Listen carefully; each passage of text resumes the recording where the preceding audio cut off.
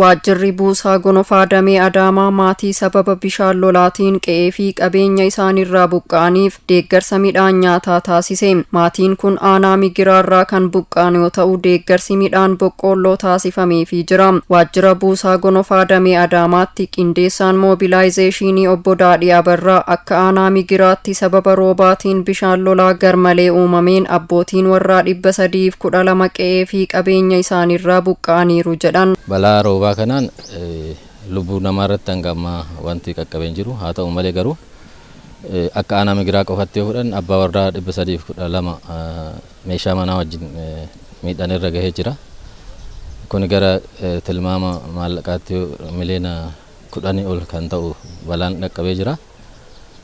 Kana qofaa miti aanota kaanitis miidhaan gahee hanga danda'ametti uummanni of eeggannoon taasisuu qabu. Roobni kun ammallee itti fufaa jira.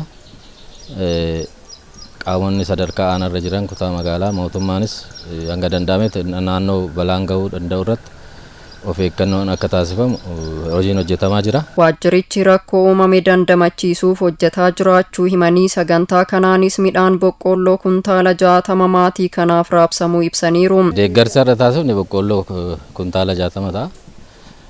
Gara maallaqaatti yeroo tilmaamu gara qarshii 200,000 oliin ta'a. Deeggarsi kun marsaa jalqabaatti malee gahaa miti. Dhaabbilee adda addaa fi deeggartoota adda addaas gaafannee yeroo itti aanu keessattis deeggarsa keenya kan itti fufu ta'a ta'uu isaati. Akkuma buusaa gonofaatti kaayyoon isaa keessattuu waa lama irratti xiyyeeffata. Balaa uumamaa fi namtolcheetiin balaa hawaasarra gahu deebisanii dhaabuu deeggaruudha.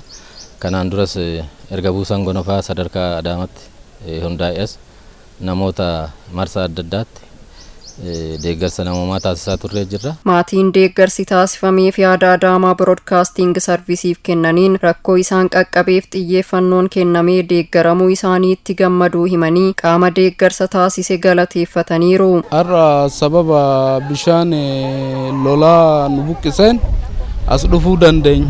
Deeggarsi nu taasifame midhaan dheedhii nu kennamee jira. Gammachuu guddaatu nutti dhagahama. Rakkoo bishaan nu buqqise kana sababii godhatu nu gargaaru mootummaa kanaatiif baay'ee isin galatoomfanna dhaabbata nu qarqaare kana. Sababni itti dhufne bishaan nurra garagalee manallee waan nurraa jiiseef garsa bakka nyaannee quufnee bakka waan gabilchoo ga'utti nu kannani kun jiraallee nu kannani mootummaa keenya mataa naa buluun jaan.